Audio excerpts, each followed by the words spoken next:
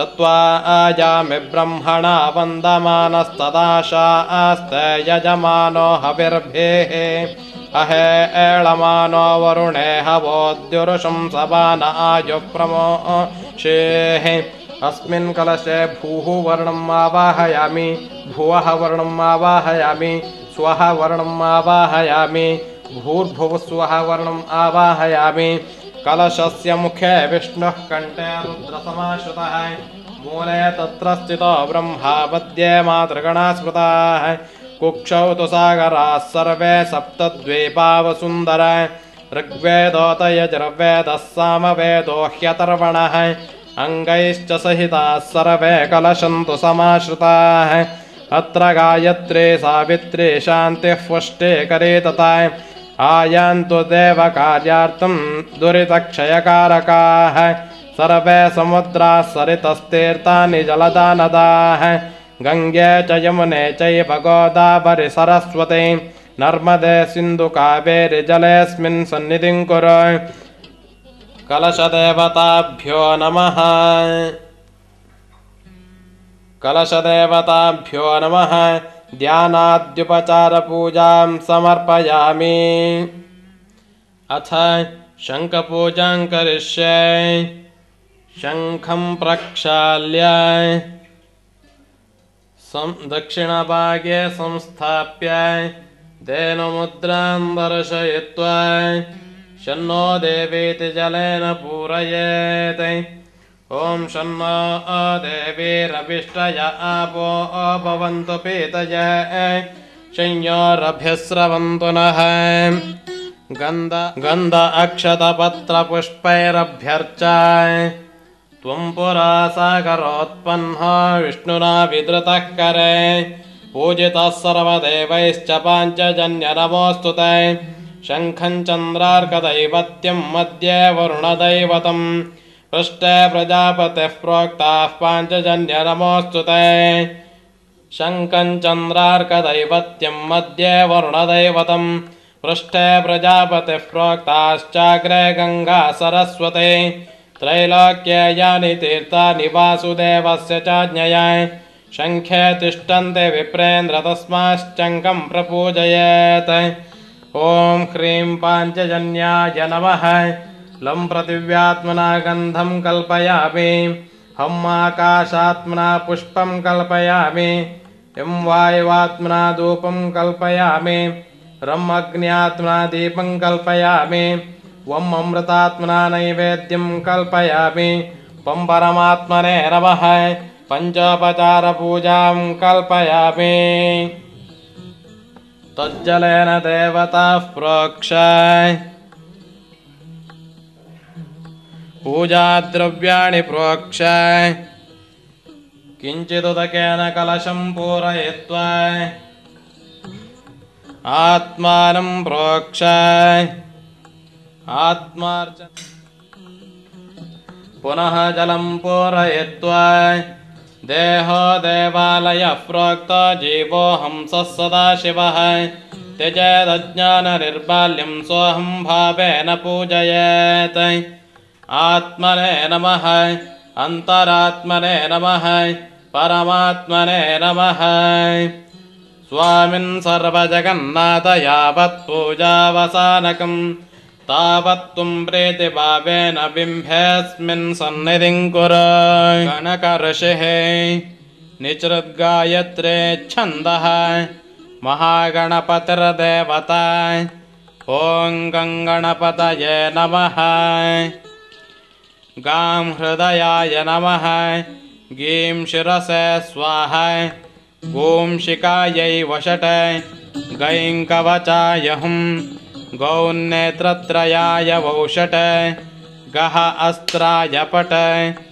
भूर्भुवस्वरोम् इति दिग्बन्धः ध्यानं रक्तो रक्ताङ्गरागां शुककुसुमयुतस्तुन्दिलश्चन्द्रमौळिः नेत्रैरिक्तैस्त्रिभिर्वामनकरचरणो बीजपूरात्तनासः हस्ताग्राक्लप्तपाशाङ्कुशरदवरदो नागवक्त्रो हि भूषो देवः पद्मासनो नो भवतु नतस्रो भूतये विघ्नराजः ॐ गङ्गणपतये नमः इत्यष्टवारं जपेत् लं पृथिव्यात्मने नमः गन्धं कल्पयामि हम् आकाशात्मने नमः पुष्पं कल्पयामि यं वायुवात्मने नमः धूपं कल्पयामि रम् अग्न्यात्मने नमः दीपं कल्पयामि वम् अमृतात्मने नमः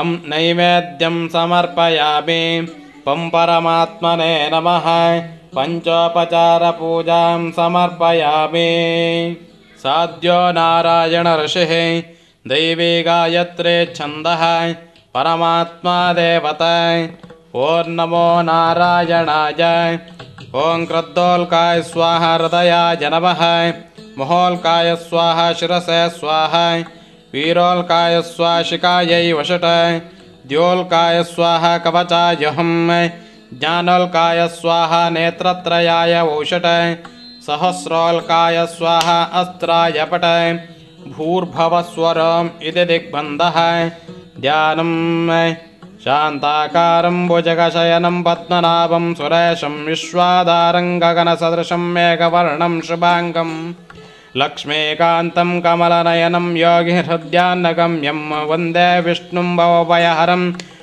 सर्वलोकैकनाथं ॐ नमो नारायणाय इत्यष्टवारं जपेत् लं पृथिव्यात्मना गन्धं कल्पयामि हम् आकाशात्मना पुष्पं कल्पयामि यं वायुवात्मना धूपं कल्पयामि रम् अग्न्यात्मना दीपं कल्पयामि वम् अमृतात्मना नैवेद्यं कल्पयामि वं परमात्मने नमः पञ्चोपचारपूजां समर्पयामि वामदेव ऋषिः पङ्क्तिश्चन्दः सदाशिवरुद्रो देवता ॐ नमः शिवाय ॐ हृदयाय नमः नं शिरसे स्वाहा मं शिखायै वषट शिङ्कवचाय हुं वान्नेत्रत्रयाय वौषट यः अस्त्राय पट भूर्भुवस्वरम् इति दिग्बन्धः ध्यानं वन्दे हरं वरदशूलकपालहस्तं साभीतिमद्रिसुतयोज्ज्वलदेहकान्त्या वामोरुपीठगदया निजवामहस्तन्यस्तारुणोत्पलयुजाः परिरब्धदेहम् ॐ नमः शिवाय इत्यष्टवारं जपेत् लं पृथिव्यात्मना गन्धं कल्पयामि हम् आकाशात्मना पुष्पं कल्पयामि यं वायुवात्मना धूपं कल्पयामि रम् अग्न्यात्मना दीपं कल्पयामि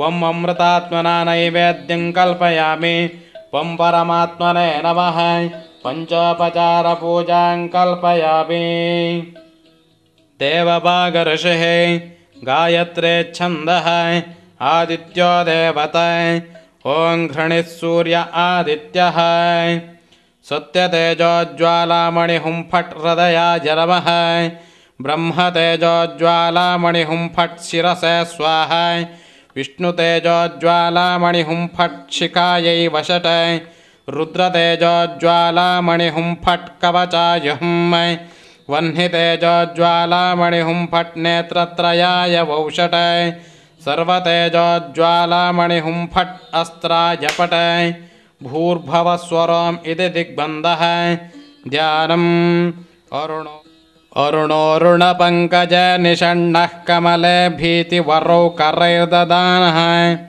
स्वरुचाहितमण्डलस्त्रिनेत्रो रविराकल्पशताकुलोऽवतान्नः ॐ घृणिः सूर्य आदित्यः इत्यष्टवारं जपेत् लं पृथिव्यात्मना गन्धं कल्पयामि हम् आकाशात्मना पुष्पं कल्पयामि यं वायुवात्मना धूपं कल्पयामि रम् अग्न्यात्मना दीपं कल्पयामि वम् अमृतात्मना नैवेद्यं कल्पयामि वं परमात्मने नमः पञ्चोपचारपूजां कल्पयामि नारद ऋषिः गायत्रे छन्दः दुर्गा देवता ॐ ह्रीं दुन्दुर्गायै नमः। ॐ ह्रां हृदयाय नमः। ॐ ह्रीं शिरसे स्वाहा। ॐ ह्रूं शिखायै वषट। ॐ ह्रैं कवचाय हुम्। ॐ ह्रौं नेत्रत्रयाय वौषट। ॐ ह्रः अस्त्राय पट। भूर्भुवः सुवरोम् इति दिग्बन्धः।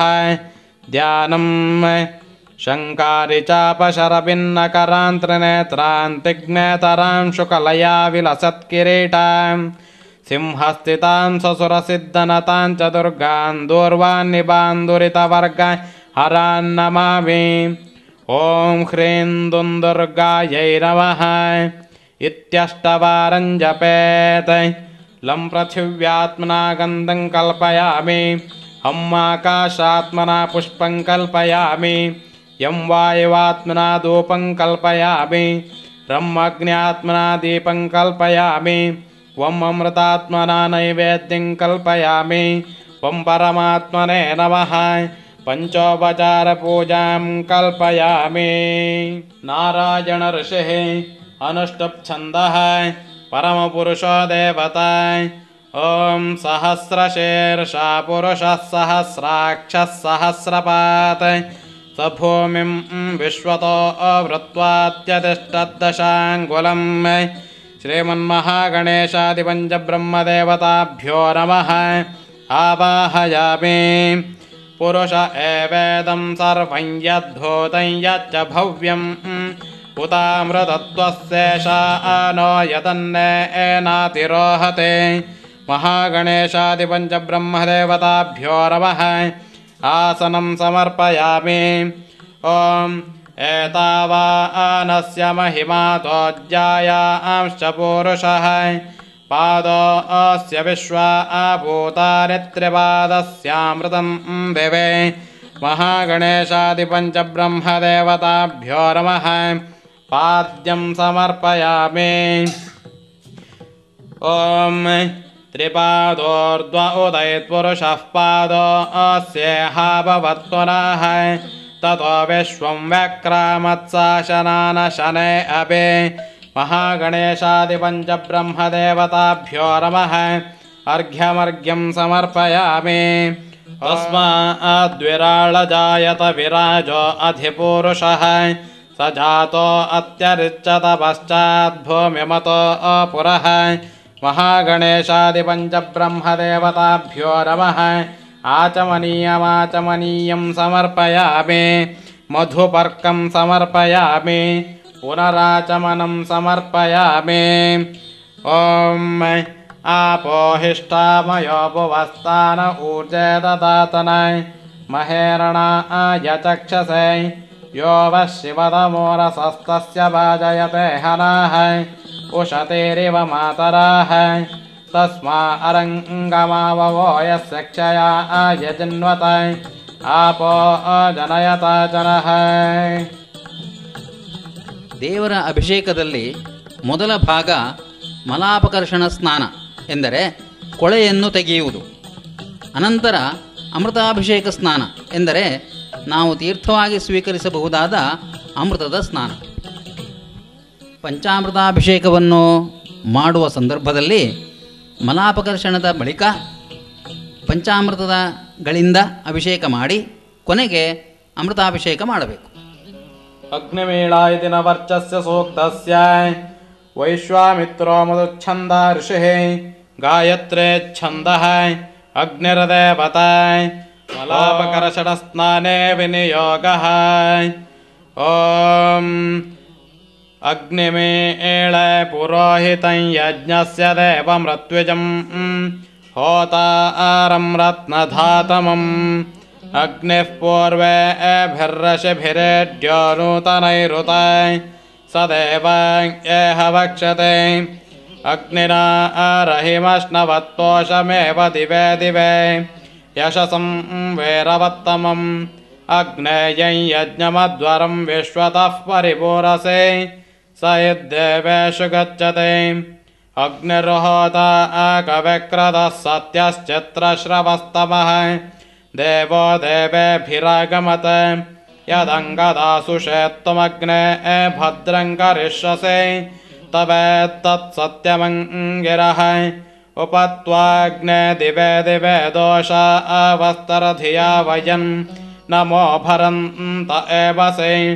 राजन्तमध्वराण अङ्गोपामृतस्य ते देवीं वर्धमानं स्वेदमे सरः पितेव सूरवेग्ने सोपायनो भव स च स्वानस्वस्तये इषेत्तोर्जे त्वा वायवस्तोपायवस्तदेवो वत्सविता प्रार्पयतु श्रेष्ठतमाय कर्मण आप्यायद्वमग्निया देव भागमूर्जस्वते पयस्वते प्रजापते रणमीवा अयक्ष्मावस्तेन एषतमाकशगुंस रुद्रस्य हेतेः परिववृणक्तु ध्रुवा अस्मिन् गोपदौ स्यात् बह्वेर्यजमानस्य पशून् पाहि अग्न आया आहि वीतये गृणानो हव्यदातये निहोता असत्स्यवर्हिषे शन्नो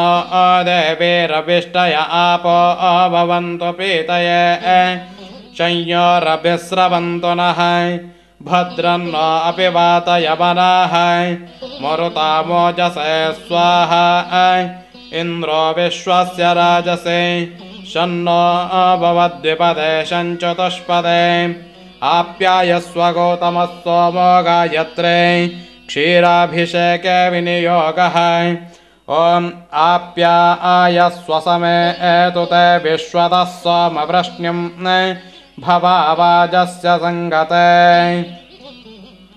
सूक्तेन स्नवयिष्ये ॐ गणानां त्वा गणपतिं हवामहे कविं कवीनामुपमश्रवस्तमं ज्येष्ठराजं ब्रह्मणां ब्रह्मणस्पत नः शृण्वन्नोतिभिः सेद सादनं ॐ अतो देवा अवन्तु नो यतो विष्णुर्विचक्रमे पृथिव्याः सप्तदामभिः इदं विष्णुर्विचक्रमे त्रेधा निदधे पदम् समोऽर्णमस्य वां सुरे कद्रुद्राय प्रचेतसे मेढुष्टमाय तुभ्यसे ओचेमशन्तमं हृदे उदत्यञ्जातवेदसं देवं वहन्ति केतवाः दृशे विश्वाय सूर्यं जातवेदसे सुनवामसो ममराति यतो निदहाति वेदाः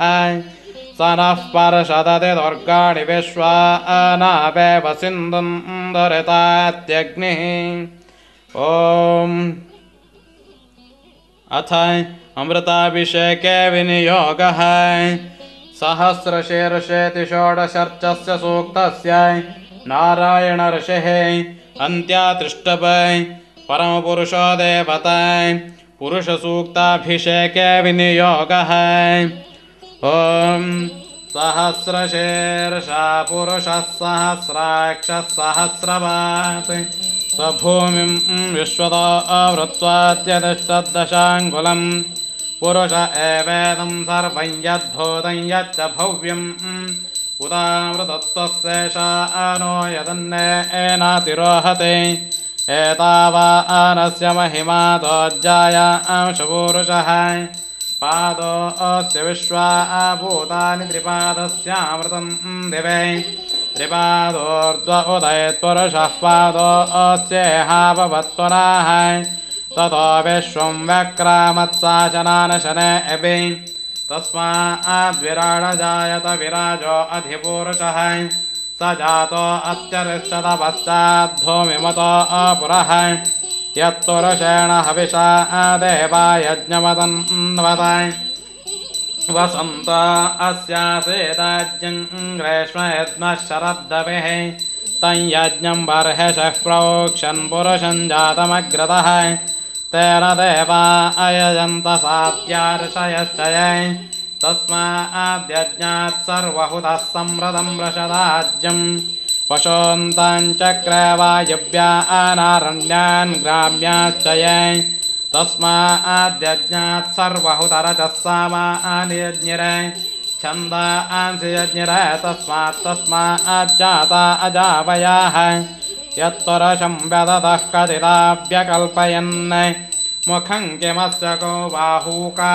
ऊरूपादा उच्यते ब्राह्मणोऽस्य मुखमासीद्बाहुराजन्यः कृतः पूर्वदतस्य यद्वैश्यः पद्भ्यां शूद्रो अजायते चन्द्रमा मनसो जातश्चक्षुः सूर्यो अजायते मुखादिन्द्रश्चाग्निश्च प्राणाद्वायुरजायते नाभ्या आसीदन्तरिक्षं शीर्ष्णाद्यौ समवर्तते पद्भ्यां भूमिर्दिशश्रोत्रात्तता आलोकान् अकल्पयन् सप्तास्या आसन् परिदयस्त्रिः सप्तसमिदः कृताः देवायद्यज्ञं तन्वाना अपद्नन् पुरुषं पशुं यज्ञेन यज्ञमयजन्त देवास्तानि धर्माणि प्रथमान्य आसन् ते हनाकं महिमानः सजन्त यत्र पूर्वे साध्याः सन्ति देवाः ॐ नमो ब्रह्मणे नमो अस्त्वग्नये नमः पृथिव्यै नमो ओषधेभ्यः नमो वाचे नमो वाचस्पतये नमो विष्णवे महते करोमि तच्छंयोरावृणीमहे गातं यज्ञाय गातं यज्ञपदये दैवे स्वस्तिरस्तु नः स्वस्तिरमानुषेभ्यः ऊर्ध्वं जगातु भेषजं शन्नो अस्तुद्विपदे शञ्चतुष्पदे ॐ शान्तिः शान्तिः शान्तिः यत्पुरुषेण हविषा देवा यज्ञमतन्वत वसन्तो अस्यासीदाज्यं ग्रीष्म इद्मः शरद्दविः महागणेशादिपञ्च ब्रह्मदेवताभ्यो नमः स्नानं समर्पयामि स्नानानन्तरे आचमनीयं समर्पयामि ॐ तं यज्ञं बर्हिषः प्रोक्षन् पुरुषं जातमग्रतः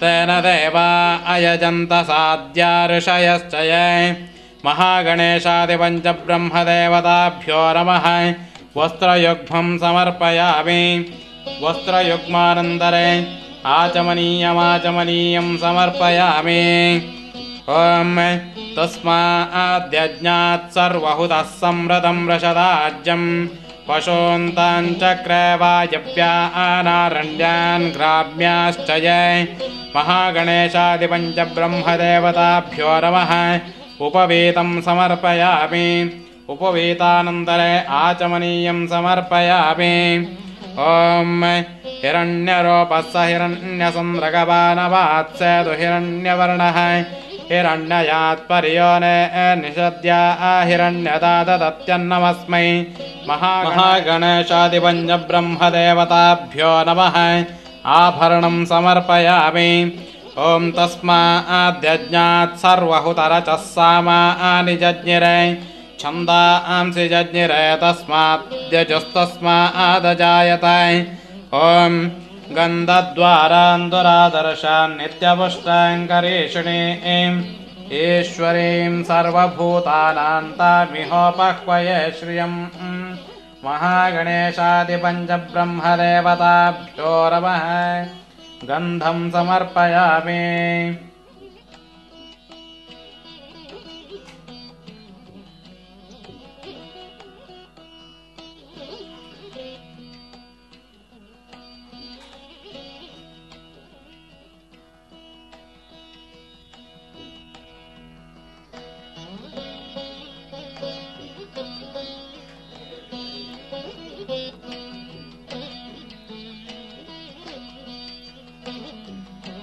ॐ अर्चत प्रार्चत प्रियमेधासो अर्चत अर्चन्तवत्रका उत परह्नदृष्ण्वर्चत महागणेशादिपञ्च ब्रह्मदेवताभ्यो नमः अक्षतान् समर्पयामि तस्मादश्वा अजायन्त एके च अभयादतः गावो अहजज्ञिरे तस्माज्जाता अजावयाः ॐ आयनेते परायणे दूर्वा आरोहन्तु पुष्पिणेः कृताश्च पुण्डरीकाणि समुद्रस्य ग्रहा इमे महागणेशादिपञ्चब्रह्मदेवताभ्यो नमः पुष्पाणि समर्पयामि।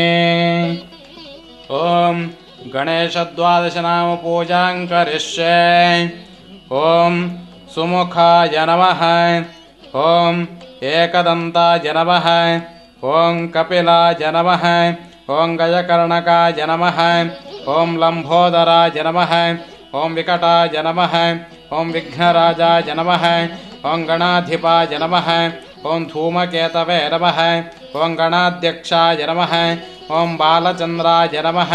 ॐ गजाननाय नमः। श्रीमन्महागणेश्वराय नमः। द्वादशनामपूजां समर्पयामि। अत विष्णुद्वादशनामपूजां करिष्ये। ॐ केशवाय नमः। ॐ नारायणाय नमः। ॐ माधवाय नमः। ॐ गोविन्दाय नमः। ॐ विष्णवे नमः। ॐ मधुसूदनाय नमः। ॐ त्रिविक्रमाय नमः। ॐ वामनाय नमः। ॐ श्रीधराय नमः। ॐ हृषीकेशाय नमः। ॐ पद्मनाभाय नमः। ॐ दामोदराय नमः। श्रीमहाविष्णवे नमः। द्वादशनामपूजां समर्पयामि। अत शिवद्वादशनामपूजां करिष्ये। ॐ महादेवाय नमः। ॐ महेश्वराय नमः। ॐ शङ्कराय नमः। ॐ वृषभध्वजाय नमः। ॐ कृत्तिवासने नमः। ॐ कामाङ्गनाशनाय नमः। ॐ देवदेवेशाय नमः। ॐ श्रीकण्ठाय नमः। ॐ हराय नमः। ॐ पार्वतीपतये नमः। ॐ रुद्राय नमः। ॐ शिवाय नमः। ॐ उमामहेश्वराय नमः। द्वादशनामपूजां समर्पयामि। अत ॐ भास्करद्वादशनामपूजां करिष्ये। ॐ सहस्रकिरणाय नमः। ॐ सूर्याय नमः। ॐ तपनाय नमः। ॐ सवित्रे नमः।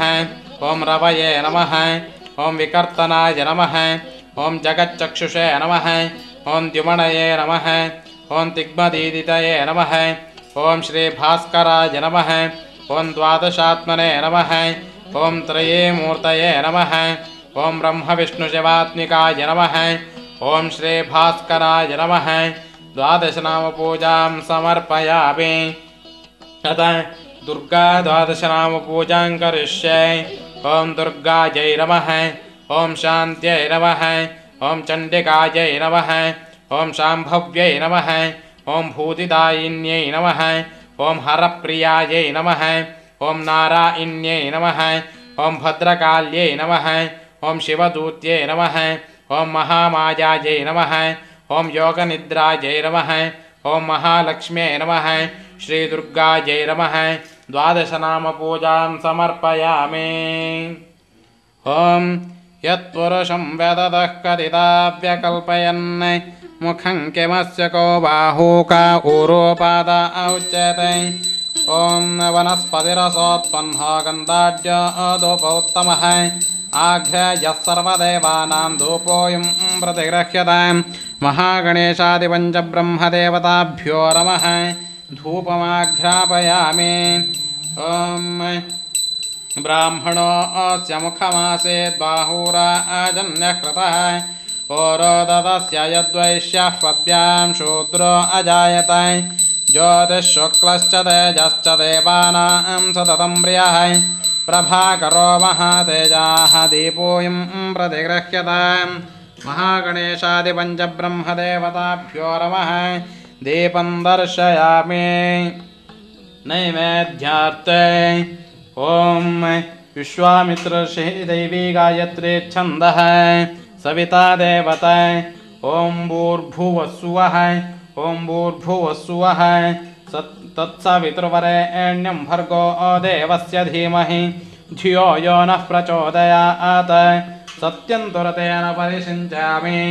अन्तश्चरति भूतेषु भुहायां सर्वतोमुखः तञ्यज्ञस्त्वं वषट्कारस्त्वं विष्णुः पुरुषः परः। अमृतोपस्तरणमसि जुहोमि स्वाहा। ॐ प्राणाय स्वाहा। ॐ अपानाय स्वाहा। ॐ व्यानाय स्वाहा। उदानाय स्वाहा। ॐ समानाय स्वाहा। ब्रह्मणे स्वाहा देवेभ्यः स्वाहा देवस्य त्वा सवितुः प्रसवे अश्विनो अर्बाहुभ्यां पूष्णो हस्ताभ्यां महागणेशादिपञ्चब्रह्मदेवताभ्यो नमः। नालिकेरकण्डाय द्राक्षाफलाय सेव्यफलाय लाचाय गुडाय क्षीरन्नैवेद्यं निवेदयामि। गणकऋषिः निचुर्गायत्रे छन्दः महागणपतिर्देवताय ॐ गणपतये नमः इत्यष्टवारं जपेत्। साद्यो नारायण ऋषिः दैवी गायत्रे छन्दः परमात्मा देवताय ॐ नमो नारायणाय इत्यष्टवारं जपेत्। वामदेव ऋषिः पङ्क्तिश्छन्दः सदाशिवरुद्रो देवताय ॐ नमः शिवाय इत्यष्टवारं जपेत्। देववाग ऋषिः गायत्रे छन्दः भास्करो देवताय ॐ गृणिः सूर्य आदित्यः इत्यष्टवारं जपेत्। नारद ऋषिः दैवी गायत्रे छन्दः दुर्गा देवताय ॐ ह्रीं दुन्दुर्गायै नमः इत्यष्टवारं जपेत्।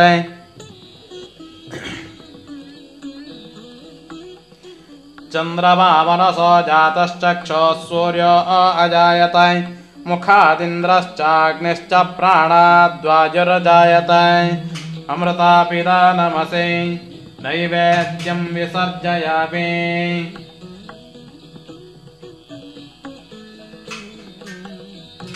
हस्तप्रक्षालनम्